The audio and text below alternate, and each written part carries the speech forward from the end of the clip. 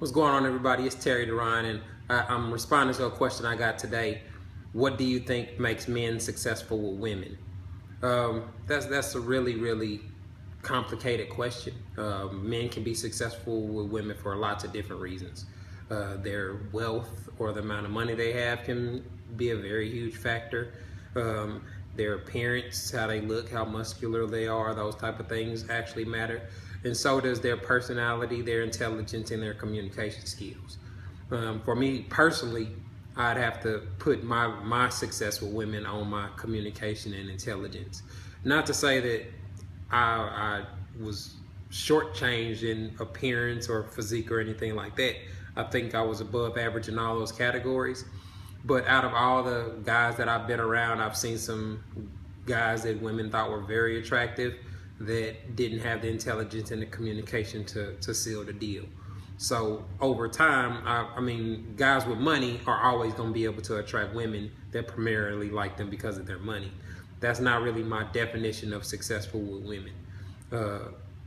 I look at guys, average guys like myself, and determine on how they perform when it comes to the women that men really want. The cute, successful women that have wife material, that big booties, very attractive, lots of attention from other guys, because that's where the real competition comes in. You know what I'm saying? Like the whole competition between men is based off, there's a cute woman, she's gonna pick who she likes the most, so I want to make myself the most qualified to be chosen. So for me, my strategy on interacting with women is I wanted to eliminate the negatives or the things that make women not interested in men. So at a very early age, like in middle school, I remember specifically telling myself that I was gonna refer to females as ladies, no matter how old they were. So just little stuff like in middle school, excuse me, ladies, you know what I'm saying? Like it made them look at me, ladies and gentlemen, so I wanted them to look at me as a gentleman. So just how I interacted and communicated with chicks made them see me in a different light. But when I got older and I got to see, you know, trial and error, what worked and what didn't work, obviously every man is gonna be eliminated by some chicks for some things that are out of control, out of his control rather.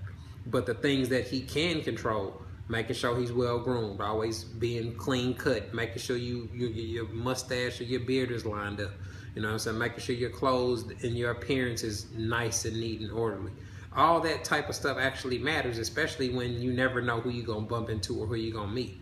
You know what I'm saying? You never get a second chance to make a first impression, and so you want to make that first impression a positive one. And then, like I said, the communication for me was a big thing because I always figured if I got an opportunity to have a conversation with a chick, I'd be able to make her remember me.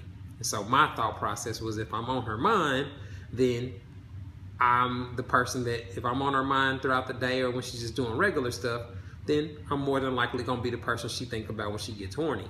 And so my thought process was, if I can overwhelm women with good conversation where they look forward to talking to me, they can't wait to talk to me again, stuff like, if I can create those type of feelings, then I felt like I was in control and was in position to be successful with them, whether that led to sex or just kissing or romancing or whatever the case may be. But for me, I was successful because women really liked talking to me. I guess it was just a gift. I don't know if it was something that I not necessarily worked on. Although I do remember being a teenager pretending to talk to chicks in the mirror so I could see how I looked when I was talking. I guess you could say that made me a lot more comfortable and not nervous like some guys that I see that ultimately are not that successful with women.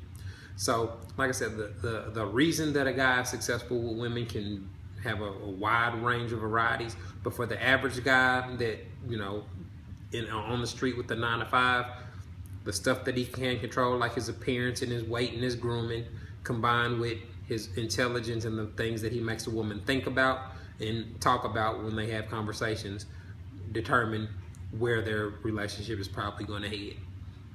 This has been Terry Duran responding. Make sure you follow me on Instagram Twitter and Facebook at Terry Duran. Submit your questions to me through Facebook, and I'll do my best to respond. Thanks for tuning in.